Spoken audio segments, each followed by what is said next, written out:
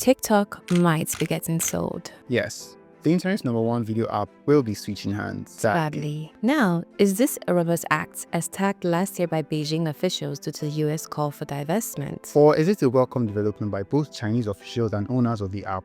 In this video, we are going to be spilling the tea on TikTok's sale. Who is beheading the sale? Who are those interested in buying? And is the Chinese government and TikTok on board with this sale? Finally, what does this mean for you? But before we dive in, if you're new here, we make videos exploring tech news, latest insights, and the digital world. If that sounds like something you're interested in, subscribe and join our community. So, who is at the forefront of this sale? Well, the man who has been gracing your screen since the US elections, Trump. During the first week of March, Trump made a big announcement about his plans to sell US TikTok. Which, in all honesty, sounds a little odd since he doesn't own the app, but he's still within his rights to facilitate the sale of the app. In fact, he plans to sell the app before April 5th, 2025. But why so soon? Can we track back in time? Of course. On January 18, 2025, TikTok temporarily halted its services in the US. This was after its Chinese parent company ByteDance refused to sell the app, even after certain concerns were raised by the US government over potential user data collection. However, after Trump's re-election, he gave the app a 75-day pardon by signing an executive order that delayed the enforcement of the ban till the 5th of April. But now, Trump has declared that he not only plans to sell the app, but he's already in talk with 4 groups of people. Now, this brings us to the question: who are these groups of people?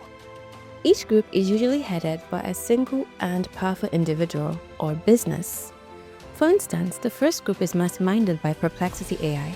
They had already presented ByteDance with a merger proposal in January. Perplexity AI plans to combine its AI platform with TikTok to create something special. Do you think AI chatbots and short videos are a good blend? Tell us in the comments. Now, the next group is led by 2 big shots. We have billionaire businessman Frank Minkert and Reddit co-founder Alexis Ohanian. This group already offered ByteDance $20 billion for TikTok. They plan to give the app a makeover and change it with blockchain technology. They claim that it will provide users with more privacy and more control over their data. Yeah, and this actually could be the solution to the problem that led us here in the first place. But now, the next led by another big dog, JC Tinsley.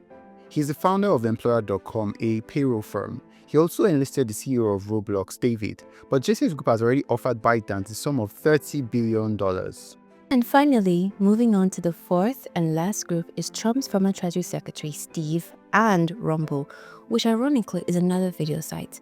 Rumble earlier spoke about being willing to partner with others who want TikTok. But now, the list doesn't end here.